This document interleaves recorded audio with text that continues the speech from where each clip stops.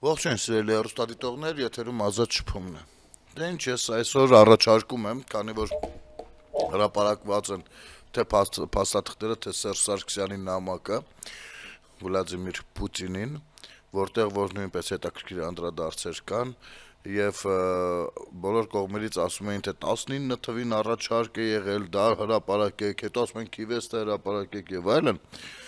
Ես առաջարկում եմ մի քանի մեկնաբանություններ, կարդալ։ Այսօր մեկնաբանություններ կարդանք եւ փորձենք վերլուծելով գնալ, որովհետեւ երեկ էլ հանրային հեռուստատեսության եթերում Ռուբեն Ռուբինյանը բավականին պարզ լեզվով ներկայացրեց, թե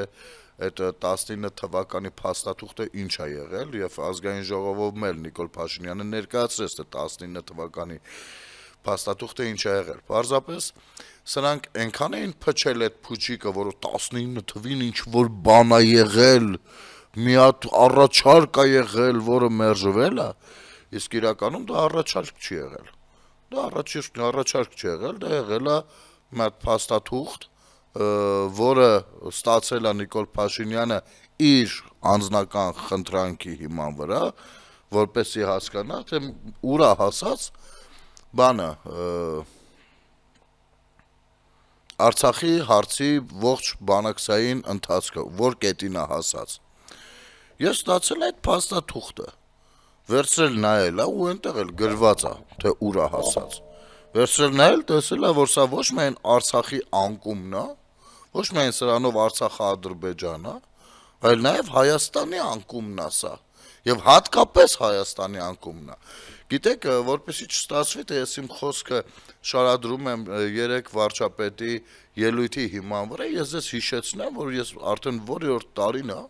դրա մասին անընդհատ, երբ որ խոսքը գնացել ես, անընդհատ ասել եմ ու էլի ասելու եմ, որ 44 օրյա պատերազմը ըստ էության անկախ մեզանից անգիտակցաբար ապրիորի ձևով, բայց Հայաստանի Հանրապետության լինելիության մասին էր փաստորեն։ Եվ հիմա երբ որ նայում եմ ես այս փաստաթղթերը, իհարկե դրանց այդտեղ նոր բան մեծ հաշվով չկա, կան նոր մոտեցումներ, բայց նոր բան չկա։ Տեղյակ եղել ենք բոլորս, խոսակցությունների մակարդակով, սա արդեն փաստաթուղթ է, չի կարելի արդեն ասել խոսակցություն է։ Այս իմաստով մենք կարողանում ենք հստակ ըմբռնել, թե իրականում ինչ մեծ աղետ են բերել Հայաստանի Հանրապետության գլխին։ Արցախը դեռ վաղուց, Արցախը 96 թվականից, բայց դրանից հետո սկսվել է պրոցեսները Հայաստանի շուրջ։ Այո, խոսքը միայն Մեղրիի ու Ղազախի շրջանի մասին չի։ Հայաստանի Հանրապետության սուվերենության, գոյության մասին է։ Ու գիտեք ինչն էր հետաքրքիր, երբ որ փաստաթղթերը հրապարակվեցին 3 չէ առաջին օրը, երեկոյան կողմ, հատկապես Սերժ Սարգսյանի նամակը,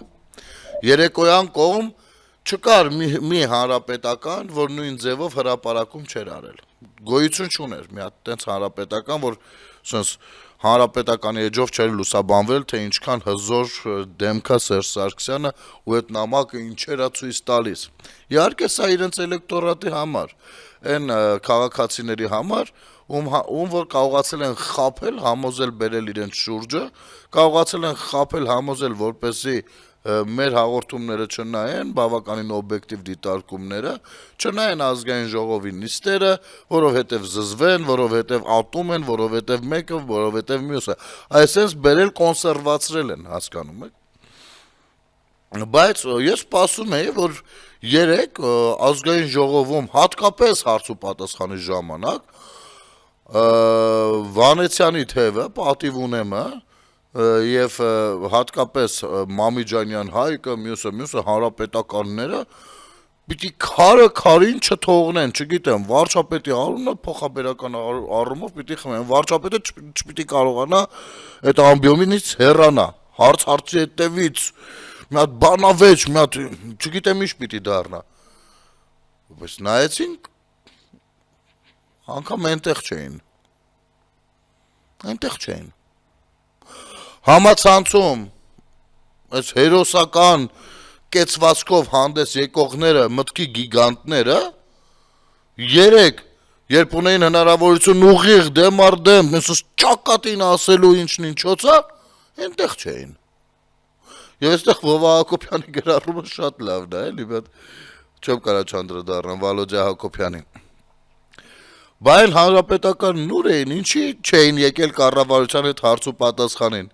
Բայց ճամարտակում էիք հրապարակի 2019-ի առաջարկները, հրապարակի, բա հրապարակվել է, բա գայեք ձեր հարցերով, ելույթներով, կառավարության ղեկավարին պատին դեմ տայիք, բա ուր էիք, էլի նստել եք ինտերնետի դեմը կոմֆորտ զոնայում առանց պատասխան ստանալու մտավարժանքներ եք անում, բա գայեք մի նոր հարց տայիք, նենց էիք ճորրոմաբանում մինչ փաստաթղթի հրապարակումը տպավորություն էր, որ հրապարակվի մի նենց նոր իրողություններ են ի հայտ գալու, նոր ապացույցներ, փաստարկներ, բա գայեք մի նոր հարց տայեք, ձեր ընդդիմադիր գործընկերները էլի հին սկավառակն էին պտտում, մի նոր բան չասացին, բա դուք բանակցային գուրուներդ, գայեք վարչապետին մերկացնեիք, իդեպ Սերժից իմացաք, 2011-ից հետոյի փաստաթղթերին ինչի չէր պատասխանել, կամ հասկացաք, մենք խիչ էինք պատասխանել։ Իսկ իրականում այս բանավեճն անիմաստ է, որովհետև մեր քաղաքացիները մի քանի տարի է ամեն ինչ գիտեն, բոլորի սխալները տեսել, հասկացել ու գնահատել։ Այդ դասը ժողովուրդն արել է, վճիռը կայացրել, ուղղակի դուք չեք ընկալում։ Վալոջա Հակոբյանին ես ճիշտ ասած մի քանի օր առաջ ուզում էի մի թեմա կա դրան անդրադառնալ ու այս պայթյուններն էր տեղի ունենում եւ ճիշտ չէր լինի երևի, բայց հիմա ասեմ, Վալոջա Հակոբյանը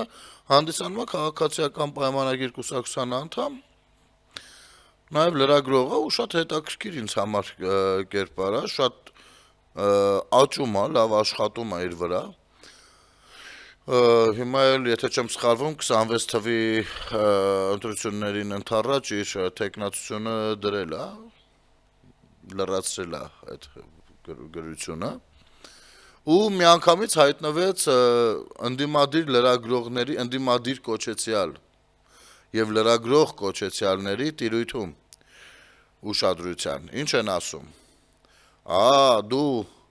տեսեք, Նիկոլի թիմում առաքիչ էր աշխատում, հիմա եկել է պատգամավորի թեկնածու է դնում, թեկնածությունը առաջադրում։ Հիմի ըս լրագրողներին այդքան բան չասեմ, որովհետև իրանք իրենց բերանով չեն խոսում, իրենց տերերի բերանով են խոսում։ Սրանց տերերին մի բան ասեմ, էլի։ Ասենք նորմալ էր, որ ձեր ժամանակները կռազի շոֆերները կարող էին գեներալներ դառնալ։ Նորմալ էր, որ ձեր ժամանակներ պորտաբույցները կարող են միլիարդատեր դառնալ։ Նորմալ էր, որ ձեր ժամանակ կիսա դեգեներատները կարող էին, չգիտեմ, քաղաքապետերի ու եսի մինչեր դառնային, բայց Վալոջա Հակոբյանով իր համար աշխատել է, զուգահեռաբար սկրթվելուն, սովորելուն, դա ոնց որ նորմալ չի ձեզ համար։ Դուք աշխատող մարդու հետ խնդիր ունեք։ Դուք աշխատող մարդկանց հետ խնդիր ունեք։ Երբ որ մարդը աշխատում է, լինելով իշխող կուսակցության ներկայացուցիչ, ոչ թե գողանում է, ոչ թե մեկի վզին դնում, բան անում, աշխատում է, կամ աշխատել է, ինչ որ խնդիր ունեք դուք։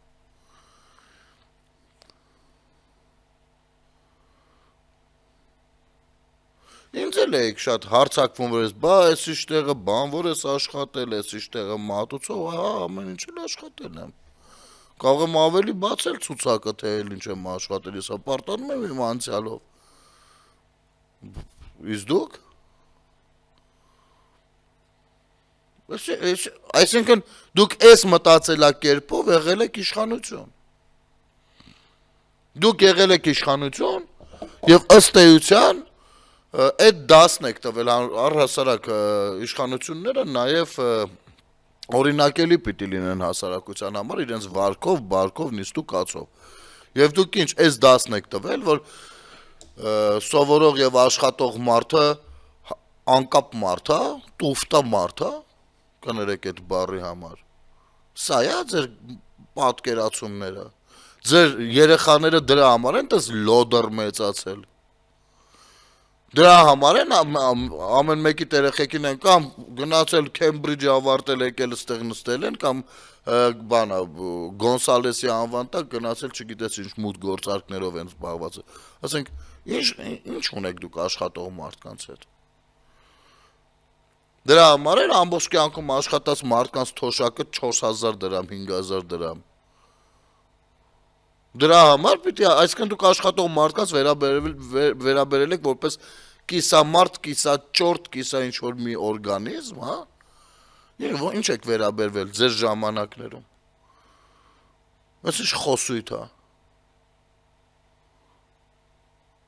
Եվ հետո պիտի գա Լիլիթ Գալստյանը ազգային ժողովում հարց տա, թե բա այն գյուղում որ բան էր եղել, երեխային դաժանաբար ծեծում են մյուսները, մյուս իր հասակակիցները, այ դա հիմա է տեղի ունենում։ Իսկ այդ երեխաները ինչ դաստիարակություն են ստացել, մի հատ կարող ենք իմանալ։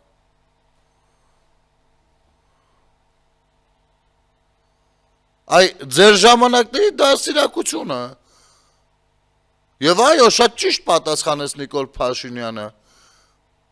որ երբ որ շատրվանները միացնում են Դոլյա Վառավսկայա երկի տակ, բնականաբար երեխաներին էլ դա է քաշելու, ու ամեն մեկը կարծելու է, թե դա Դոլյա Վառավսկայան է, նման ապրելակերպը, ապրելաձևը։ Երբ որ դուրս եք գալիս մի հատ չգիտես ով 80 հատ ախրանիկով ճռիկ մռիկ էր անում, մտնում եք վերնիսաժ մարդկանց վրա եք կրակում, չգիտեմ ինչեր եք անում, բա դա հետք էր թողնում, հոմենակ այդ մարդը կրակողի կյանքը չի կամ ազատ պրծնելը եւ այլն, հետք էր թողնում դա։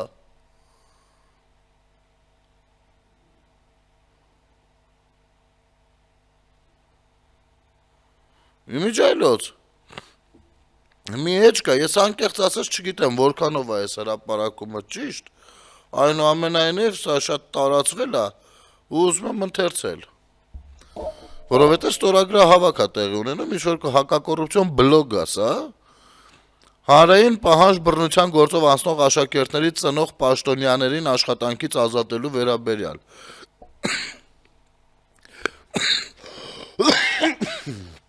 Ներողություն։ Նոյեմբերի 27-ին համացանցում հայտնված եւ լայն տարածում ստացած տեսանյութը, որտեղ մի խումբ դեռահասներ դաժանորեն հարվածում եւ նվաստացնում են մեկ այլ երիտասարդի, շոկի մեջ գցեց հանրությանը եւ սուր հարցադրումներ առաջացրեց էթիկական արժեքներին ու դասյարակչական համակարգերին վերաբերվող պատասխանատվության մասին։ Հայաստանի Հանրապետության քննչական կոմիտեն տեղեկացրել է, որ դեպքի առթիվ հարուցվել է քրեական վարույթ։ Եվս 5 անձի նկատմամբ սկսվել է հանրային քրեական հետապնդում։ Մի քանի հոգու նկատմամբ ընտրվել են կալանքի տարբեր ժամկետներ, մեկի նկատմամբ տնային կալանք, իսկ մեկի նկատմամբ վարչական հսկողություն։ Այս գործում առանձնահատուկ մտահոգիչ է այն հանգամանքը, որ բռնության մասնակիցների ծնողների մի մասը զբաղեցնում է պետական ու համայնքային կարևոր պաշտոններ, որոնք ենթադրում են բարձր էթիկական չափանիշներ եւ անքննելի հանրային վստահություն։ Ուրեմն, եթե ինչ-որ բան սխալվում եմ, միանգամից ներողություն եմ ասում, եթե չի համընկնի ճշմարտության հետ, կարող եք կապի դուրս գալ եւ ես անպայման կհերքեմ, բայց սա ես ընթերցում եմ հակակոռուպցիոն բլոգի էջից եւ կարծում եմ, որ չի կարող այդքան տենց տարընթերցում լինել։ Ուրեմն, այդ երեխաները, ովքեր որ ծեծում էին մի երեխա, սրանց ծնողները պաշտոնյաներ են պարզվում, ոչ թե պաշտոնյաներ, այլ պետական կառույցներում են աշխատում։ Այսինքն իրենք պիտի որոշակի պատասխանատվություն ունենան, էլի հանրային միջավայրում, դրսևորումներում, եւ իրենց երեխաները պետք է աչքին կնեն ավելի դրական բարքերով, ըստ էության։ Ուրեմն, Մանուշակ Առաքելյան, գյուղի մանկապարտեզի տնօրեն։ Գյուղի մանկապարտեզի տնօրենի տանը այդ ինչա կատարվում, որ իր տղան գազան է մեծացել։ Եվ արդյոք այդ գյուղի մանկապարտեզի երեխաների դասիրակությունը վտանգի տակ չի։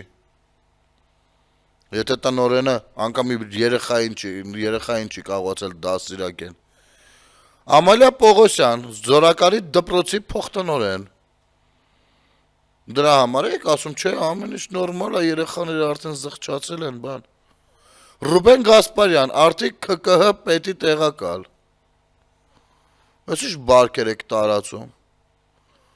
Այս ինչ բարքեր եք տարածում, քրեակատարողական հիմնարկի պետի տեղակալի տղեն խուժան խուլիգան բարքերով աչքի ընկնում։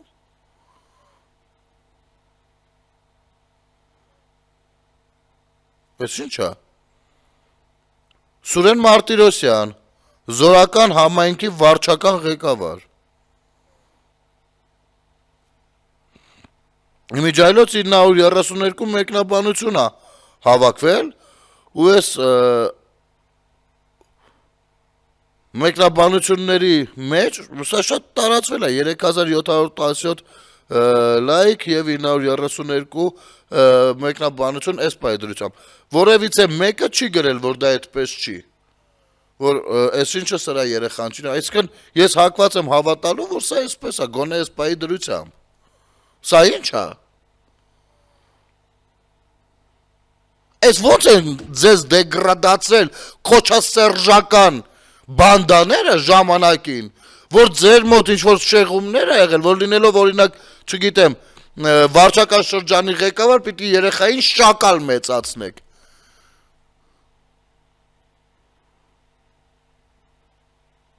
Պապան հարցերը կլուծի ապե, հա?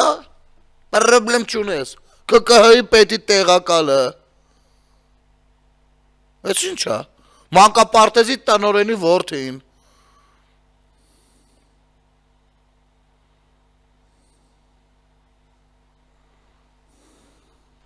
Եվ գիտեք ինչ,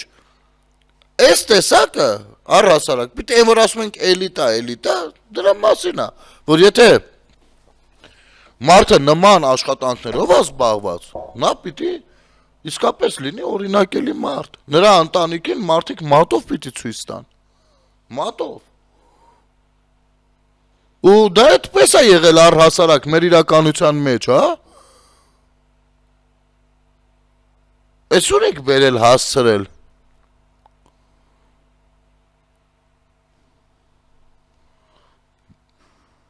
Շարունակեմ։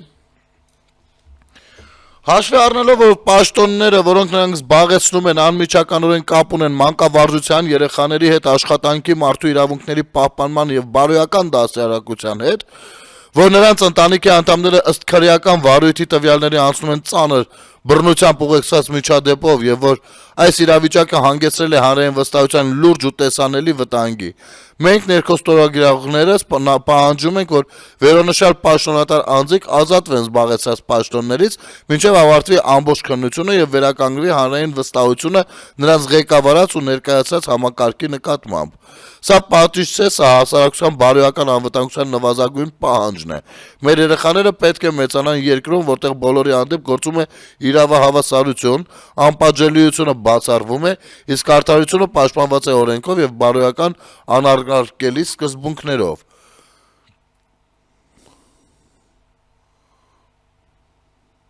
Ես էլ եմ միանում։ Սա խայտառակություն է։ Հենց գյուղի մակարդակով։ Ես պատկերացնում եմ այդ գյուղի ինչ վիճակում է հիմա։ Գյուղի մակարդակով, եթե գյուղի տնօրենի տղեն դա է, մանկապարտեզի։ Դպրոցի փոխտնօրենի տղեն նա է։ Դե այդ այն տեղն է, որ ընդե ԿԿՀ կա, ԿԿՀ-ի պետի տեղակալի տղեն նա է։ Գյուղապետ համայնքի ղեկավարի տղեն էլ նա է։ Պատկերացեք այդ գյուղի ինչ վիճակում է ապրում։ Այդ գյուղի ժողովուրդը ինչպեսին է լինելու իրանց կյանքը 10, 20, 30 տարի անց։ Հետևանքներ լինելու են, թե չէ, իհարկե լինելու են։ Թե հոգեբանական, թե իրավական, թե կենցաղային։ Բնականաբար, բայց սա համատարած է եղել Հայաստանում։ Այդ դրա համար էլ ունենք այն ինչ որ ունենք։ Դրա համար չեն կարողանում արագ կենտրոնանալ, փոխել մեր կյանքը։ Որովհետև քաշում է, անցյալը փեշից կախված քաշում է։ Եվ այո, այդ անցյալի ուրվականների մել դուրս են եկել, ասում են, բա Վալոդի Հակոբյանը պատգամավոր է, ուզում գնա, առակի չէ եղել, էսի չեք անում։ Ահա սա են։ Սա է դրանց արժե համակարգը։ Կարճ դադար մեր եթերում։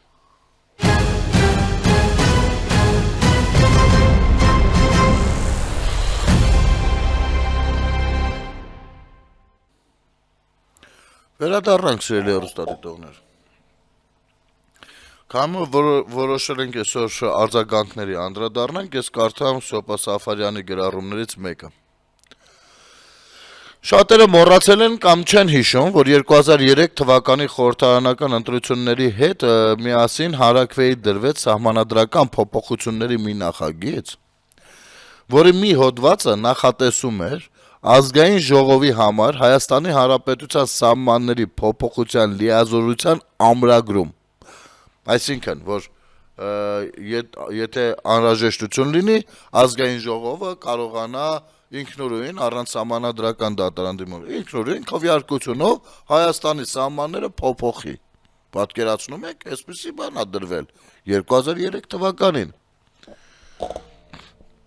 Այն ժամանակ իշխող կոալիցիայի ի պատասխան մեր ինչ նպատակով է թերման բերվել օրակարգ հարցին, ցինիկաբար պատասխանում էին, որ Արցախը Հայաստանին կամ ընդունենք։ Իհարկե այն ժամանակ չէին խոստովանում, որ 4 տարի առաջ 99 թվականին քննարկվել է Մեղրին Լաչինով փոխանակելու տարբերակը, ապա քիչ անց դրա քիվեսյան մոդիֆիկացիան, որոնք եթե ստորագրվեին, պահանջելու էին Հարաքվեով ՀՀ տարածքային ամբողջականության փոփոխություն։ Իհարկե քիվեսյան տարբերակը մերժեց Հեյդար Ալիևը, իսկ Հայաստանում սահմանադրական փոփոխությունները չանցան։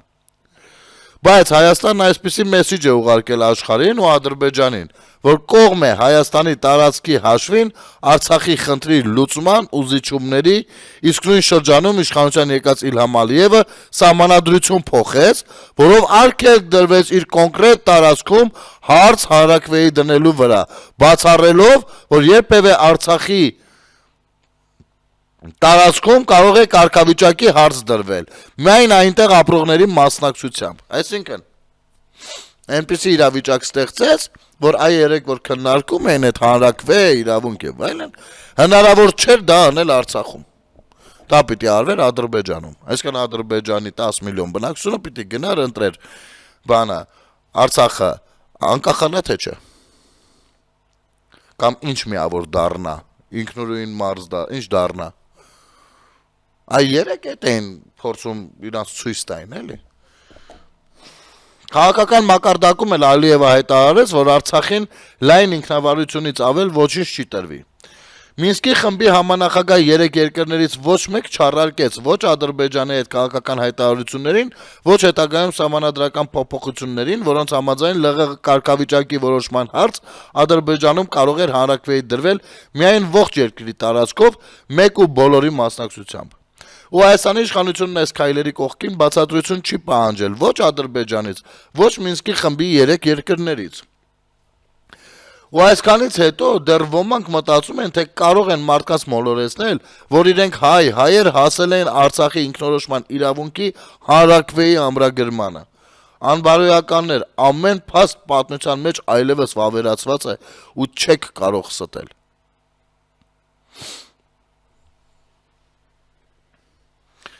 Նայում եմ, մեկ էլ ցույց են տալիս, չէ, Մեղրին չէինք տալիս, Մեղրիով ճանապարհ էինք տալիս, հենա հիմա էլ եք տալիս։ Նախ հիմա այդ ճանապարհը ինչ որ դուք եք տալիս, ամեն դեպքում։ Բայց Արցախը մնում էր մեզ, կներես։ Հատկապես Լևոն Քոչարյանն է այդպես բաներ խոսում, էլի մի րոպե էլի։ Մեր պահանջն է հրապարակել Քիվեստի փաստաթուղթը։ Կներեք էլի սենց համառոտ էլի նայեմ, որովհետև մի երևելի բան չի խոսել։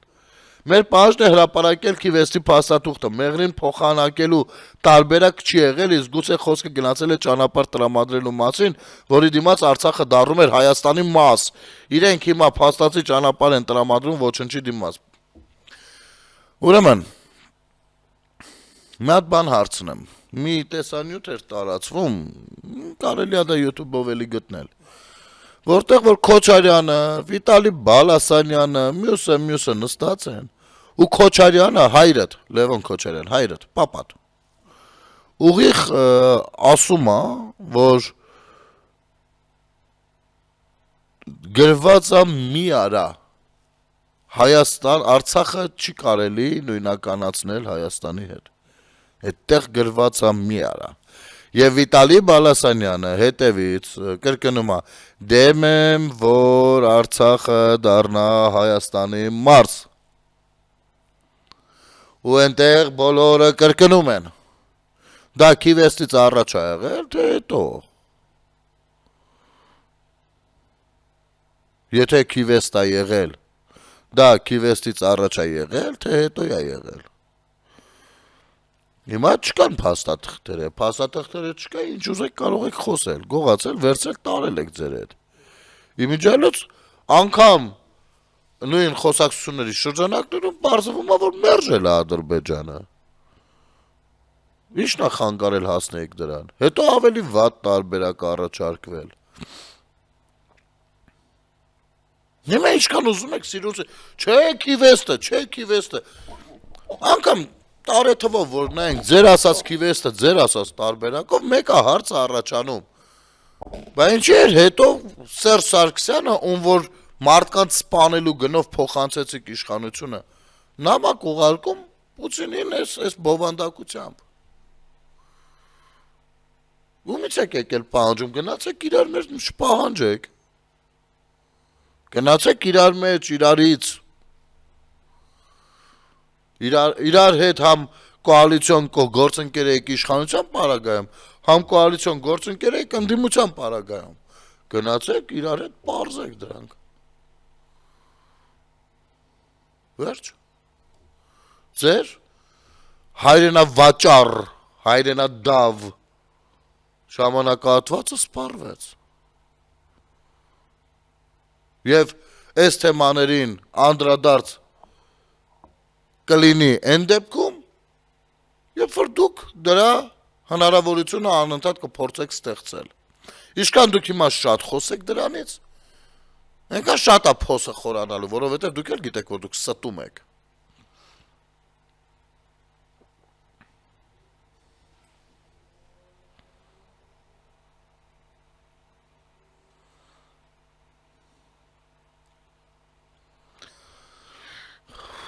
Իսկ ես Ռուբինյանի երեկվա հարցազրույցը անպայման կպայեմ ինձ մոտ։ Հիմա բանա, ընթերցենք Մարիա Կարապետյանի գրառումը, նույնպես բավականին հետաքրքիր է։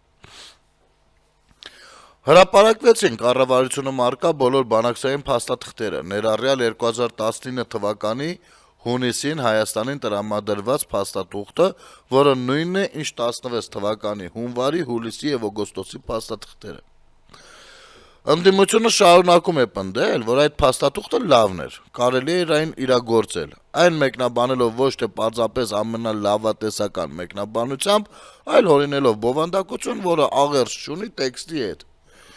Իրենք կարդացել են, ուզեցել են այդտեղ լավ բան տեսնեն, չգիտեմ, երևի տեսել են, հիմա էլ բերել ասում են դուք էլ տեսեք, բայց այնտեղ ուրիշ բան է գրած։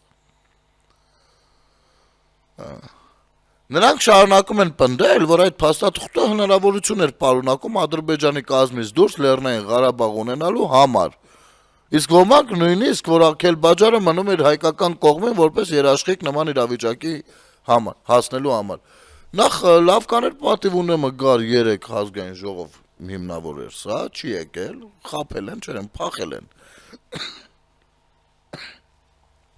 Երկրորդ ձեր ղեկավարները փախել են, չեն գնացել բանավեճի, որովհետև իրանք էլ գիտեն, որ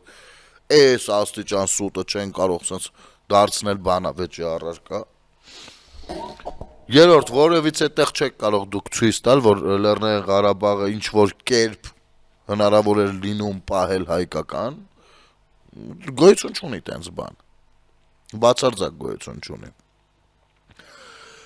Նրանք չեն էլ հասկանում, որ այսպիսի պնդումներ անելով անընդմեջ ապացուցում են, որ եթե նույնիսկ 18-ից 20 թվականներին այդ փաստաթուղթը հրապարակվեր լուծման գնալու նպատակով, նրանք ամեն ինչ անելու էին այդ փորձը տապալելու համար,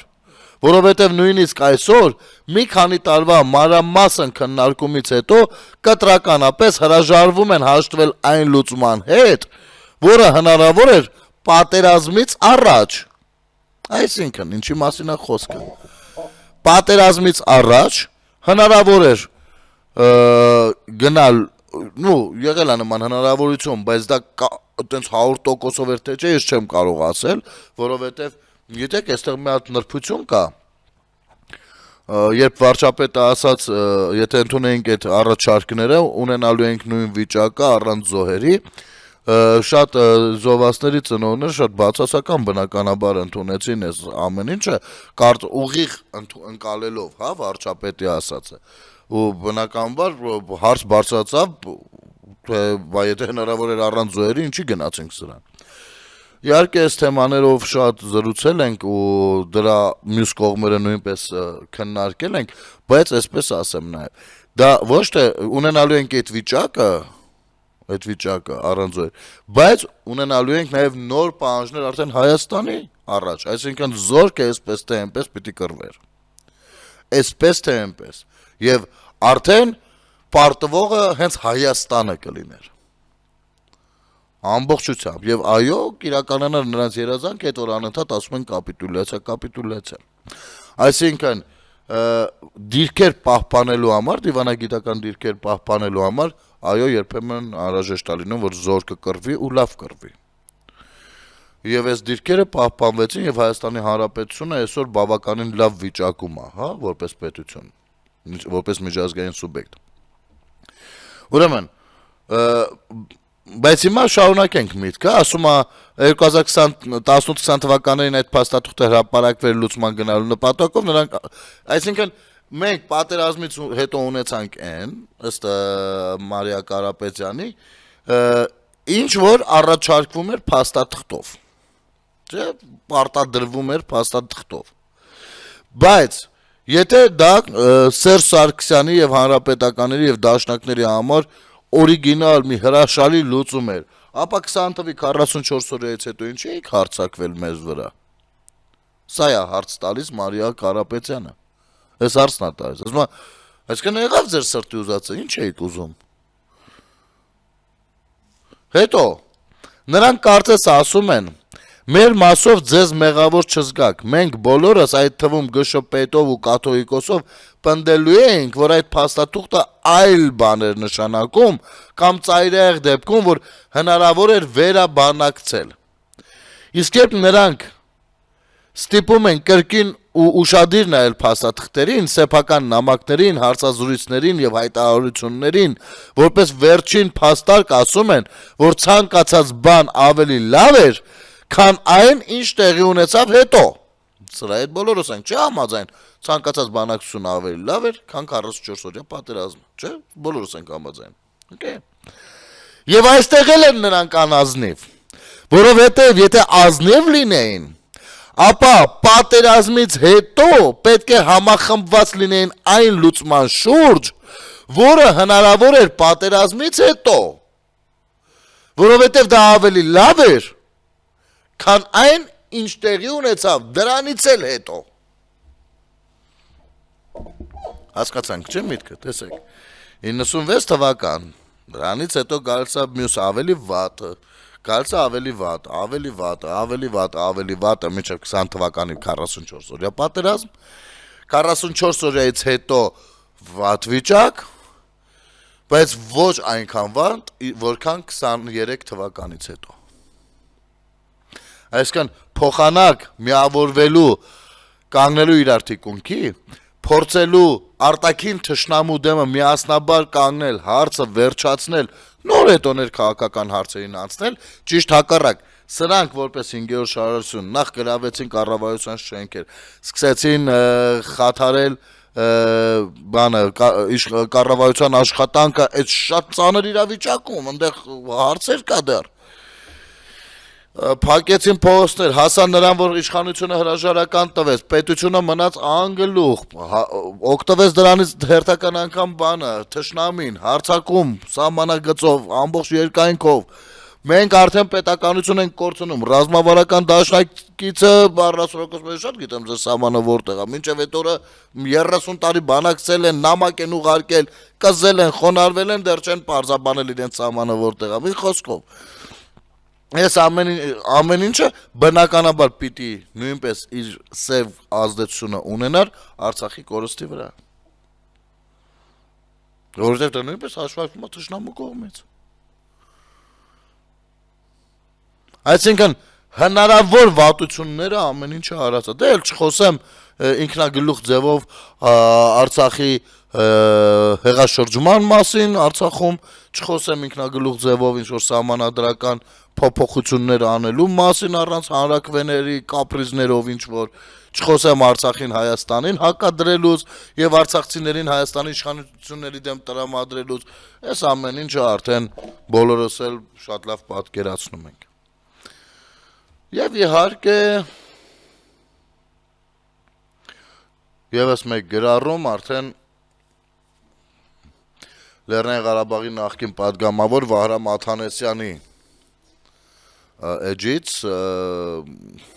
թերևս ամենացավալիներից մեկը, այո։ Բռնատեղահանված 150,000 մարդու համար պարզ պիտի լինի, որ սեփական իշխանությունների եւ քաղաքական ուժերի կողմից մի ողջ հանրություն խաբված է եղել Նիկոլ Փաշինյանի իշխանության գալուց 2 տարի առաջ։ Վլադիմիր Պուտինին Սերժ Սարգսյանի նամակի հրապարակումը կարծում եմ խոր ցավ պիտի պատճառի Լեռնային Ղարաբաղից բռնատեղահանված բոլոր մարդկանց։ Այդ փաստաթուղթը վկայում է, որ ապրիլյան քարոզիայից հետո Ստեփանակերտում իշխանությունները, քաղաքական ուժերի առաջնորդները, ազգային ժողովի առնվազն 22 պատգամավորներ, որ ներկա են եղել Սերժ Սարգսյանի հետ հանդիպմանը, վերջին մանրամասնություններով իրազեկված էին բանակցություններում ստեղծված փակուղուց, իմացել են, որ նոր պատերազմից խուսափելու միակ ելքը տարածքների հանձնումն է, բայց ուղիղ 1 տարի հետո սահմանադրություն փոխելու կրկես են բեմադրել եւ 150,000 մարդու խաբել, որ դա Արցախը Հայաստանին միավորելու նպատակն իրականացնելու համար է արվում։ Բռնատեղահանված 150,000 մարդու համար պարզ պիտի լինի, որ սեփական իշխանությունների եւ քաղաքական ուժերի կողմից մի ողջ հանրություն խաբված է եղել Նիկոլ Փաշինյանի իշխանության գալուց 2 տարի առաջ։ Վահրամ Աթանեսյան։ Այո, դա այդպես է, եւ դա շատ պարզ հստակ տեսանելի է, իհարկե այն քաղաքացիներին, թե արցախցի, թե մնացած բոլորից, ովքեր որ շարունակում են հետևել նրանց բարբաջանքներին, դժվար է տեսնել, ընկալել, որովհետեւ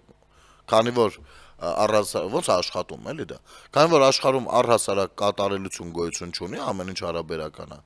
Ուստի ցանկացած անգամ ամենա լավագույն իրավիճակում կարելի է գտնել մի հատ կետ ու տեղից մտնել, սկսել կասկած գցելը։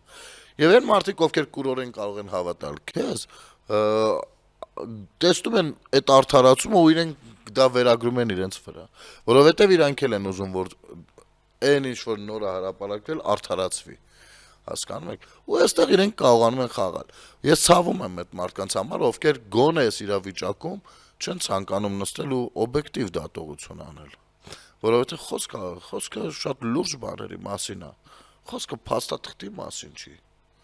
խոսքը չափազանց լուրջ բաների մասին է, խոսքը միայն Արցախի մասին չի եւ Հայաստանի մասին չի, խոսքը միայն զոհերի ու հերոսների մասին չի, խոսքը պատմության ներկայի ու հարատևության մասին է, որը այսպիսի համակարգված, չգիտես որտեղից համակարգված աշխատանքի արդյունքում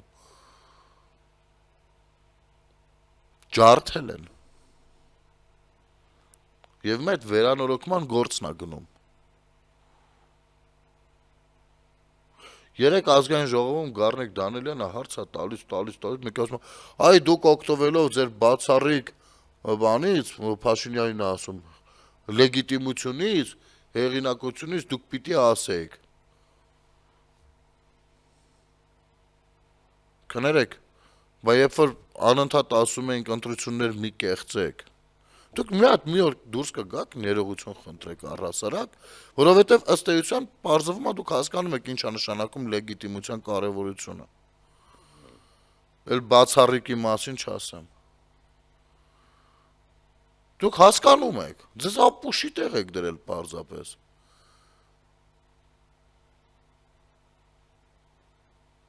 Մի օր դուրս կգաք, ներողություն խնդրեք առհասարակ, թե դեռ կներենք չենք ների, դա մեր խնդիրն է։ Բորշը պենտան ասեն դե լավ լեգիտիմ է, իր վերցներ չհասկացանք։ Մի խոսքով այսօր ասեմ, որ սրանք բոլորը մեկնաբանությունները չեն, բայց ինձ համար ամենահետաքրքիրներն էին մոտեցումների տեսանկյունից։ Կհանդիպենք վաղը, սիրելի հեռուստադիտողներ, ասեմ, որ եկեղեցու շուրջ էլ կրքերը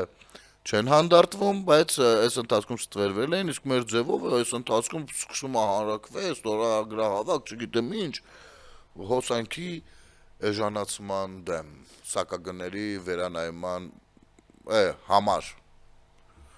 Ծաղելի է, եթե ամեն ինչ այսքան ողբալի չլիներ։ Դե ինչ, եթերում ազատ շփումներ, կհանդիպենք։